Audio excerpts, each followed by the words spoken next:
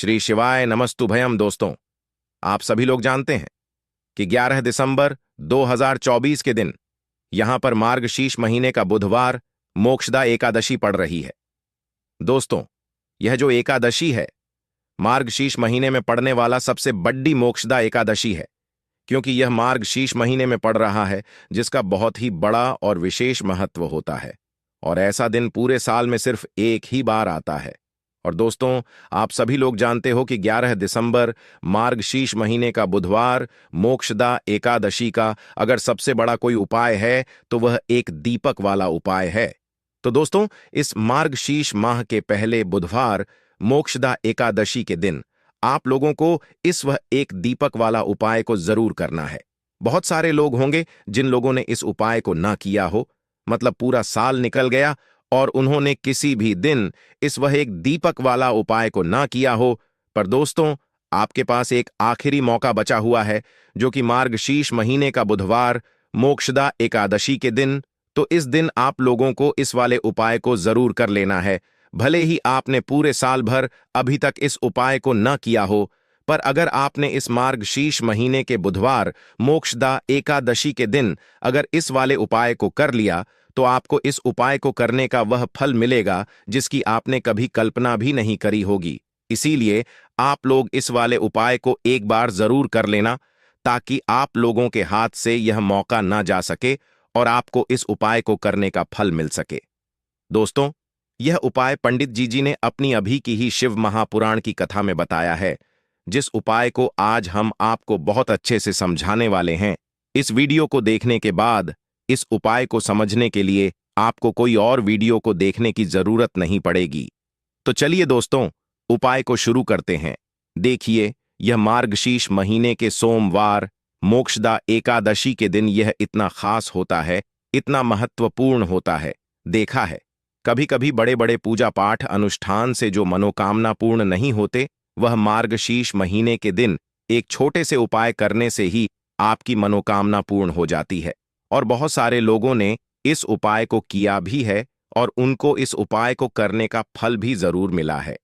अगर आप लोग भी इस उपाय को करना चाहते हैं तो आप इस उपाय को पहले अच्छे से समझ लेना, सुन लेना, उसके बाद करना।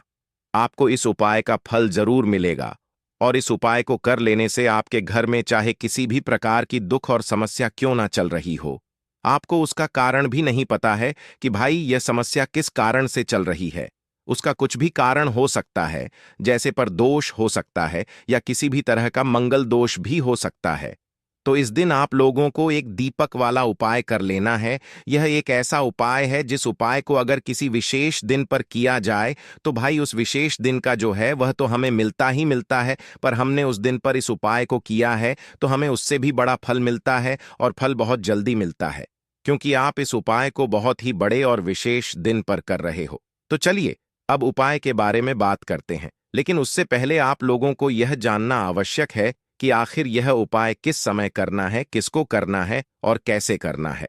तो चलिए हम आगे आपको वीडियो में एक एक करके बता देते हैं, लेकिन उससे पहले अगर आप लोग हमारे चैनल पर नए हैं तो हमारे चैनल को सब्सक्राइब कर लेना और इस वीडियो को लाइक करके कमेंट बॉक्स में श्री शिवाय नमस्तुभयम ओम नमः शिवाय जरूर टाइप कर देना। तो दोस्तों, इसे एक दीपक वाला उपाय को हमें इस बुधवार मोक्षदा एकादशी के दिन कैसे करना है, किसको करना है, किस समय करना है और कहां पर करना है, ये सारे सवालों के जवाब आपको इस वीडियो में मिल जाएंगे। और जो ये वीडियो देखेगा भाई, उसको इस एक दीपक वाला उपाय जरूर करना चाहिए। और जब बात आ जाए एक दीप वाला उपाय की, तो यह सोने पर सुहागा वाली बात हो जाती है और यह एक बहुत ही बड़ा उपाय हो जाता है इस मार्गशीर्ष बुधवार मोक्षदा एकादशी का।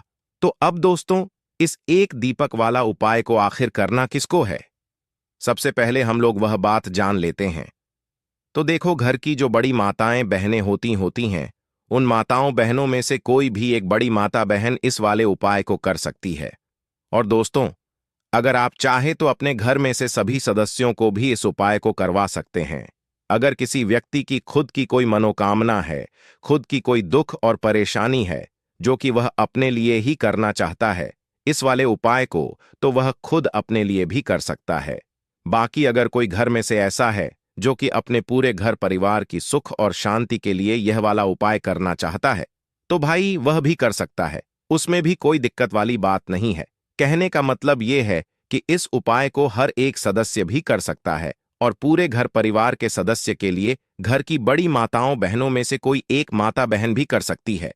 माताएं बहनें अगर घर में उपस्थित ना हो या वह यह वाला उपाय ना कर पा रही हो, तो फिर घर का कोई बड़ा सदस्य भी इस एक दीपक वाला उपाय को कर सकता है, चाहे फिर वह पुरुष क्यों ना हो।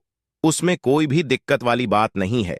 एक दीपक वाला उपाय को, आखिर इस उपाय को हमें किस समय करना, सुबह के समय करना है कि शाम के समय करना है? तो देखो, इस वाले उपाय को आप लोग सुबह के समय भी कर सकते हो और शाम के समय प्रदोष काल में भी कर सकते हो।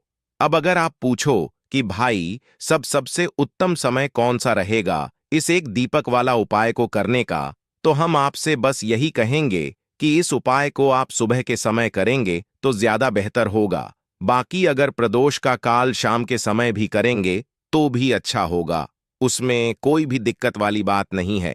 तो अब दोस्तों, जो अगली सबसे बड़ी और महत्वपूर्ण बात आती है, वह यह आती है कि सुबह अगर हम उपाय को करेंगे तो हमें कितने बजे से लेकर कितने बजे तक के बीच में करना है, और शाम के समय प्रदोष काल में करेंगे तो हमें कितने बजे से लेकर कितने बजे के बीच में करना है। तो देखो, सुबह जितनी जल्दी हो सके आप उपाय को करने की कोशिश करना। बाकी अगर किसी कारणवश लेट भी हो जाओ, थोड़ी देर भी हो जाए, तो 10 या 12 बजे तक भी आप उपाय कर लेना, पर 12 बजे से ज्यादा देरी ना हो। ठीक है, इस बात का ध्यान रखना। उसके बाद में दोस्तों, अगर शाम के समय प्रदोष काल की बात करें, प्रदोष काल का जो समय है होता है वह शाम के 6 बजे से शुरू हो जाता है। मतलब शाम के 6 बजे से लेकर 7 बजे के बीच का जो समय होता है, यह समय प्रदोष काल का समय होता है। पर अभी जो मौसम चल रहा है, इस मौसम में जो है शाम बहुत देरी से होती है, तो आप इस उपाय को 7 बजे या 8 बजे के बीच में भी कर सकते हो। मतलब शाम के 6 बजे से रात 8 बजे के बीच में आप कभी भी इस वाले उपाय को कर सकते हो, उसमें कोई भी दिक्कत वाली बात नहीं है। देखिए, व्यक्ति के जीवन में अगर उसे जल्दी से जल्दी अधिक से अधिक धन चाहिए, तो उसको हमेशा श्री हरि विष्णु की उपासना करनी चाहिए। श्री हरि विष्णु से जुड़े हुए उपाय करने चाहिए, क्योंकि मां लक्ष्मी स्वयं कहती हैं कि मैं श्री हरि विष्णु के बिना कहीं नहीं जाती। मां लक्ष्मी हमेशा वहां होती हैं जहां श्री हरि विष्णु होते हैं।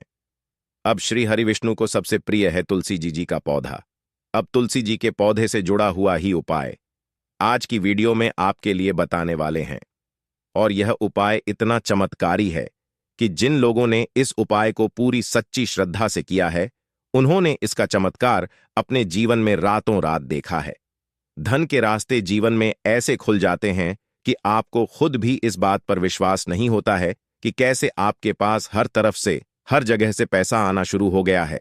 मतलब जो आज आप अपने जीवन में बहुत ज्यादा सोचते हैं कि कैसे यह निर्धनता दूर होगी, कैसे यह पैसे की कमी दूर होगी, कैसे आप धनवान बनेंगे, कैसे आपके पास पैसा आएगा, तो ऐसा समझ लीजिए कि आज की यह वीडियो का जो उपाय है, इसे सच्ची श्रद्धा से करने से रातों रात आपका भाग्य भी चमके, आपकी सोई हुई किस्मत भी जागेगी। तो चलिए बात कर लेते हैं कि 113 दिसंबर मार्गशीर्ष महीने का बुधवार रम्मा एकादशी के दिन यह उपाय आपको किस समय करना है, कैसे करना है और कौन सा उपाय है, क्या क्या चीजें आपको लेनी है। तो देखिए, अगर आपके घर में तुलसी जी का पौधा है तब भी यह उपाय आप कर सकते हैं। तुलसी जी का पौधा नहीं भी है ना, तब भी यह उपाय आप कर सकते हैं। तो देखिए, आपको सबसे पहले यहां पर लेना है एक मौली धागा, जिसे हम कला बागान है। अच्छा, मौली धागे में 2 कलर आते हैं, एक तो आता है लाल रंग का मौली धागा और एक आता है लाल और पीले रंग का मौली धागा, ठीक है ना। और एक पीला भी होता है जिसका रंग केवल पीला होता है। आप कोई सा भी मौली धागा यहां पर ले सकते हैं। अब यहां पर आपको थोड़ी सी पिसी हुई हल्दी लेनी है, जो कि श्री हरि विष्णु से ही जुड़ी हुई है। थोड़ा सा पानी जल डालेंगे उसके अंदर और उस हल्दी को थोड़ा गाढ़ा गाढ़ा घोल लेंगे, उसका पेस्ट बना लेंगे। अब मौली धागा आपने लेना है थोड़ा सा, ठीक है ना, और उस हल्दी के अंदर आपको अच्छे से उसे डुबा देना है। मतलब हल्दी का लेप उस मौली धागे के ऊपर आपको लगा देना है।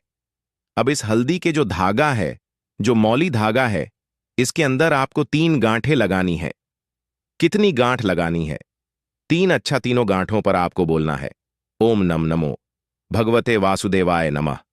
ओम नमो भगवते वासुदेवाय नमः। मंत्र बोलना है और इस कलाब में 3 गांठ आपको लगानी है। अब यह कलाब का जिसमें आपने 3 गांठ लगाई, आपको तुलसी जी के पौधे में बुधवार मोक्षदा एकादशी के दिन बांधना है। श्री हरि विष्णु से कहते हुए, मां तुलसी से कहते हुए कि मेरे जीवन से निर्धनता, पैसे की कमी, गरीबी, धन से जुड़ी जितनी भी समस्याएं हैं उन्हें आप दूर कर देना। विशेषकर मां तुलसी से आपको प्रार्थना जरूर करनी है, क्योंकि मां तुलसी की कोई भी बात श्री हरि विष्णु को भी नहीं टालते हैं। तो देखिए, इस उपाय को अश्विन महीने का बुधवार मोक्षदा दशी के दिन आपको किस समय करना है। सुबह भी कर सकते हैं, शाम को भी कर सकते हैं। बस सूर्य अस्त होने के बाद यह उपाय आपको नहीं करना है। मतलब जब सूरज छिप जाता है उसके बाद यह उपाय आपको नहीं करना है। उससे पहले पहले आप किसी भी समय इस उपाय को कर सकते हैं। साथ ही साथ शाम के समय में अगर यह उपाय आप सुबह को कर रहे हैं तो शाम के टाइम पर आपको तुलसी जी के पौधे के पास एक देसी घी का दीपक जरूर प्रज्वलित करना है। अच्छा, दीपक तो बहुत सारे लोग तुलसी जी के पौधे के पास लगाते हैं, लेकिन गलती कहां पर कर देते हैं। देखिए, सीधे सीधे आपको ना दीपक जमीन पर नहीं रखना है। या तो आप छोटी सी प्लेट ले लें, उसके अंदर आप दीपक रखें, और या फिर आप क्या करें, थोड़े से अक्षत चावल के जो दाने होते हैं, जो टूटे हुए नहीं होते हैं, वह आप पहले रख दें और उसके ऊपर ही आप दीपक रखें।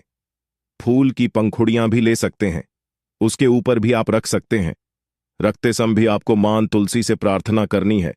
उनसे कहना है कि मेरे घर में हमेशा धन धान्य भरा रहे, हमेशा धन की वृद्धि होती रहे और फिजूल खर्ची से मैं हमेशा बचा रहूं। कभी भी मेरे घर में धन की बर्बादी ना हो। तो देखिए, यह उपाय जब आप बुधवार मोक्षदा एकादशी के दिन करते हैं तो ऐसा समझ लीजिए कि मां लक्ष्मी और श्री हरि विष्णु जो है वह आपके घर में आकर वास करते हैं। अष्टलक्ष्मी का आपके घर घर में वास होता है। कभी भी धन को लेकर आपको अपने ने पूरे जीवन काल में परेशान नहीं होना पड़ता है, क्योंकि हल्दी जो होती है यह आपके गुरु ग्रह को भी मजबूत कर देती है। ग्रह को भी मजबूत कर देती है, श्री हरि विष्णु को प्रसन्न कर देती है। और यहां पर आपने तुलसी मैया से जुड़ा हुआ उपाय करा है तो श्री हरि विष्णु तुरंत आपकी मनोकामना को पूरा करते हैं।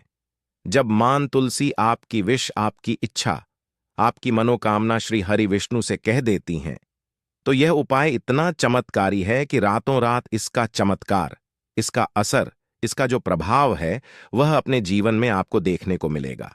बस पूरी सच्ची श्रद्धा से आपको यह उपाय करना है। तो यह पहला उपाय है, तुलसी मैया से जुड़ा हुआ उपाय है। अब बात कर लेते हैं दूसरे उपाय की। दूसरा उपाय जो अब आपको बताने जा रहे हैं, यह उपाय भी बुधवार मोक्षदा एकादशी का ही है और इस उपाय को करने से आपका जो भाग्य है वह उदय होता है, चमकता है। आपका भाग्य, आपके भाग्य में अगर दुख, कष्ट, तकलीफें ख है न, वह आपके जीवन से दूर हो जाती है। क्योंकि देखिए, भाग्य में कुछ लिखा हो, उस जो भाग्य में लिखा है ना उसे भोगना ही पड़ता है व्यक्ति को, है ना। लेकिन भाग्य में लिखा हुआ भी आप बदल सकते हैं जब आप भगवान की सच्ची श्रद्धा से, मतलब पूरी सच्ची श्रद्धा से उपासना करते हैं, उनकी पूजा अर्चना करते हैं। तो देखिए, आपको करना क्या है। यहां पर आपको लेनी है एक छुटकी पिसी हुई हल्दी, और हल्दी आपको थोड़ा सा जल डालकर, थोड़ा सा गंगा जल डालकर इसका गाढ़ा गाढ़ा सा पेस्ट बना लेना है। और हल्दी का तिलक सबसे पहले आपको श्री हरि विष्णु को लगाना है। सबसे पहले श्री हरि विष्णु के लगाएंगे और फिर वही हल्दी का तिलक आपको अपनी कलाई पर, ठीक है ना, और अपने मस्तक पर लगाना है। इस उपाय को जब आप करते हैं तब आपको श्री हरि विष्णु से कहना है, मां लक्ष्मी से कहना है कि मेरे दुख, मेरे जीवन में जितने भी दुख हैं, कष्ट हैं जो मेरे भाग्य में लिख गए हैं, उन्हें आप दूर कर देना। आपकी कृपा होगी तो जीवन का बड़े से बड़ा दुख और कष्ट भी दूर हो जाएगा। तो देखिए, जब इस उपाय को आप करते हैं ना, तो हल्दी जो होती है यह एक जगह से, मतलब एक दिशा से सुख और स्वभाव भाग्य को नहीं खींचती है। 4 दिशाओं से आपके जीवन में सुख, धन, वैभव, समृद्धि इनको बढ़ाने का काम करती है। इसीलिए कोई भी जब हम शुभ काम करते हैं, कोई भी अच्छा, जैसे शादी विवाह हो गया, तो उसमें हम हल्दी जरूर लेते हैं, क्योंकि हल्दी जो होती है यह सकारात्मक ऊर्जा को भी बढ़ाती है, सुख सौभाग्य को भी बढ़ाती है, आपके धन को भी बढ़ाती है और आपके गुरु ग्रह को मजबूत करती है। अच्छा, हमारा जो गुरु ग्रह होता है ना, हमारी कुंडली में यह सबसे ज्यादा महत्वपूर्ण होता है क्योंकि धन को बढ़ाने का और अधिक से अधिक धनवान बनाने का जो काम करता है वह गुरु ग्रह ही करता है। तो बहुत ही उत्तम यह उपाय है। इस उपाय को जब आप करते हैं, तिलक हल्दी का लगाते हैं, तो आपके भाग्य के जो दुख हैं वह सुख में बदल जाते हैं। बस पूरी सच्ची श्रद्धा से आपको यह बुधवार मोक्षदा एकादशी के दिन उपाय करना है। साथ ही साथ बात कर लेते हैं अपने तीसरे उपाय की, जो कि स्थिर लक्ष्मी के वास के लिए है।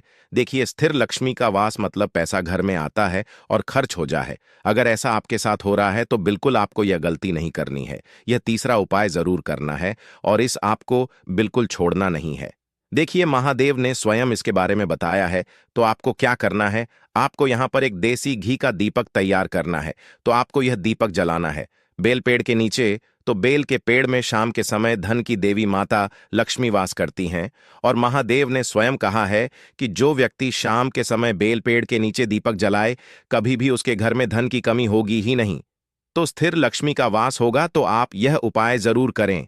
एक दीपक बेल पड़ के नीचे अगर आपके घर के आसपास है तो जरूर लगाएं, वरना अपने घर की उत्तर दिशा में एक दीपक आप जरूर लगाएं। हमेशा घर में धन की वर्षा होती रहेगी।